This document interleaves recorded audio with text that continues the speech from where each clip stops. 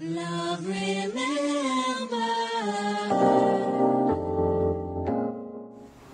Hi guys, so this video has been highly requested, highly on all my videos. It's like I'm just getting questions on my closure and stuff, so I thought I would film this video today. Now this video is going to be a very informative video. It's going to be one of them talking videos, so if you don't like talking videos and you don't like the sound of my voice, then I suggest you exit now. But I'm just going to be giving information on my hair and stuff like that. It's not going to be very practical because, like I said, I already made this, and when I made it I didn't film it, but I'm just going to be showing you guys how I blend my closure, the type of closure that I have, and what my U-part looks like, and yeah, just basically all of that stuff. So if you are interested, then please stay tuned.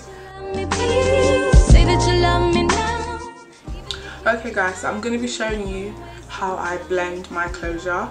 Now what I do is I use the foundation to conceal the line of where the closure begins. So I'm just going to zoom in so you guys can see that. You can see where my hair starts and where the closure begins.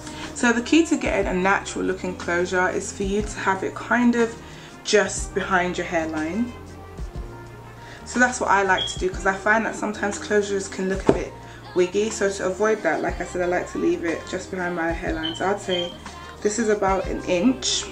You also want to make sure that there's no hair. So I'm just going to part it. So this is what your closure should look like. Sometimes I like to go for an off the center kind of part. I don't really like it just directly in the center. Again, it's preference. So to conceal that line, I'm going to be using my angled brush, and this brush is the brush I usually use for my eyebrows. And I'm going to be using my Pro Longwear foundation. I like this foundation because the coverage is quite heavy and it's quite thick. Although you don't want to apply too much, you also don't want the line to be visible. So I'm just going to go into my foundation just like that, and apply a tiny amount, and then you just want to focus on blending.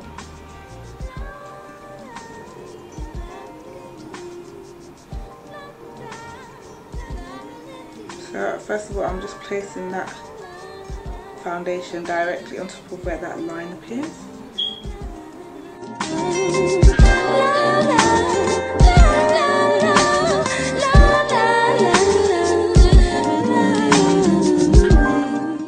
And then slowly bringing it forward.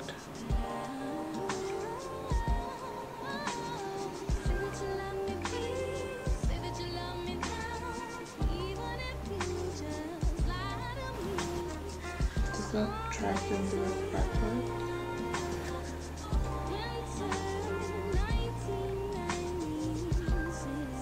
So as I mentioned earlier, I like to go for an off the center kind of parting.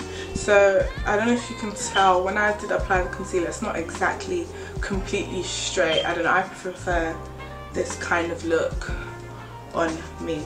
So the second thing to get in your closure to look as natural as possible, and this is going to be one of the first or second things you do once you've received your closure, is plucking the hairs in your parting. Now so you can get a freestyle closure, or you can get a closure that comes with a parting. The closures that I sell come with partings. Of course you can have them custom made, but the one I have came with a parting. However, when you do receive closures, the partings are usually very fake looking. I think it's inevitable. So what I like to do is I like to pluck the hairs in my closure. Is kind of just have a look at your part and kind of just see and observe it and see the hairs that you want to pluck. Your closure, make sure the line is straight.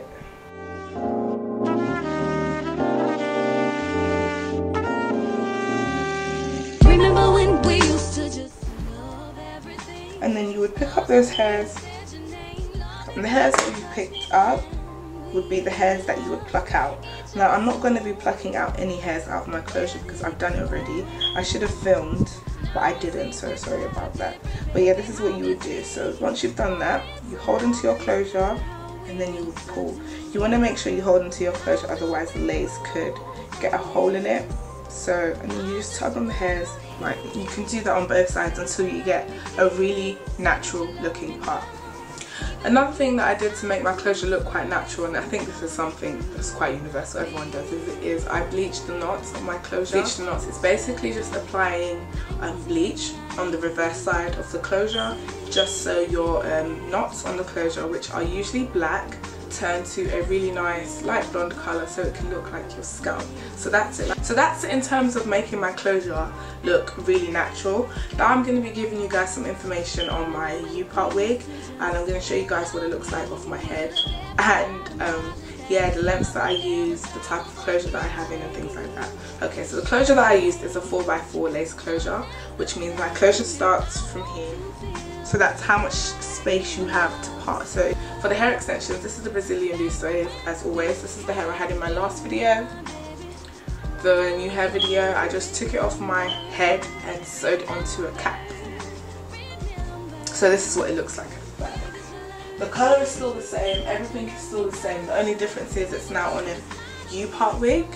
If you are definitely, you're 100% sure you're going to be leaving some of your hair out, I would definitely suggest using the elastic band, because this will help secure your wig down and make sure that your closure lays really nice and flat. Because I find that sometimes when you don't use the elastic band, the closure kind of has more of a reason to lift, if that makes sense, whereas if you have the elastic band, it's really holding it down nice and firmly. Also, what I like to do sometimes is I like to secure my head down with some bobby pins so it looks less wiggy.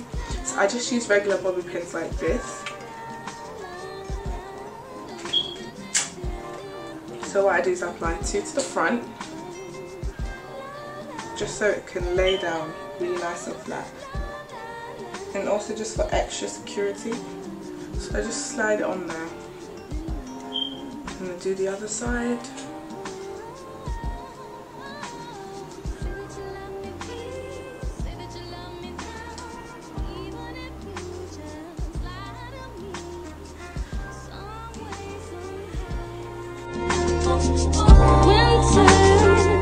This is what my U-part wig looks like, guys, inside out. I decided to sew some hair on the inside, and I got this idea from the lovely Peak Mill. So if the wind were to blow, all you would see is hair and not your band or any part of the dome cap. So that's what it looks like. And this is a spandex dome cap, as you guys probably already know. So this is what the closure looks like with the knots bleached. I don't know why this random piece of string is over here. So this is what I was talking about when I say you have to bleach the knots, because I don't know if you can see, but if you can see those little dots, I don't know if my camera's focusing. Is it focusing? They need to go to a blonde colour instead of a black, so that's what you need to do. And also I did cut off the lace. The lace was in the front right here. So what I did is I just took one of those you know, one of those waist belts that people used to wear back in the day, the big waist ones? Yeah. So that's what I used. So I just cut it and I sewed it down onto the cap, and then I cut the spandex cap that was around the closure so you would see my scalp. You want to make sure you part your hair in conjunction with the parting on your U-part. So when you do put on your U-part, all you see is scalp. So it's really easy, guys. Fitting your U-part with the closure, it's basically just making a regular U-part wig and installing your closure. I'm sorry I didn't film it. I should be making another one soon, so if you guys would like me to film that, then let me know. In the meantime, you can check out the tutorials that are over here on YouTube by the lovely ladies.